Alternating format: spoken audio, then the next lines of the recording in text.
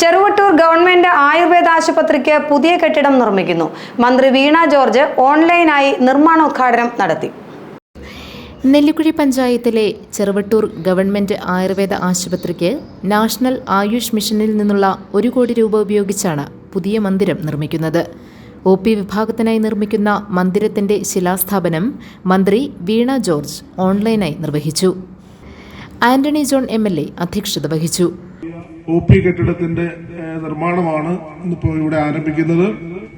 ഇതിന്റെ നിർമ്മാണം സമയബന്ധിതമായി പൂർത്തീകരിച്ചുകൊണ്ട് ഇവിടെ ജനങ്ങൾക്ക് ഉപകാരപ്രദമാകുന്ന നിലയിൽ നമുക്ക് ഇത് തുറന്നു കൊടുക്കാൻ കഴിയണം. അതിന് ബന്ധപ്പെട്ടവർ ഇതിന്റെ നിർമ്മാണ ചുമതലയുള്ള ഉൾപ്പെടെ അത് പ്രത്യേകമായി ശ്രദ്ധിക്കണമെന്ന് കൂടി സൂചിപ്പിച്ചുകൊണ്ട് ഈ ആശുപത്രിയുടെ തുടർന്നും മെച്ചപ്പെട്ട നിലയിലുള്ള പ്രവർത്തനം ഉറപ്പുവരുത്താൻ എല്ലാവരുടെയും കൂട്ടായ പ്രവർത്തനം ഉണ്ടാകണമെന്ന് കൂടി അഭ്യർത്ഥിച്ചുകൊണ്ട് Saneera Nazeer, doctor Sajith Babu, doctor KS Priya, Abubakar Kottaram, PAM Basheer, Salja Jose, Sathar Vattakkudi, Vrinda Manoj, CK Sathyan, doctor CR Mini തുടങ്ങിയവർ പങ്കെടുത്തു.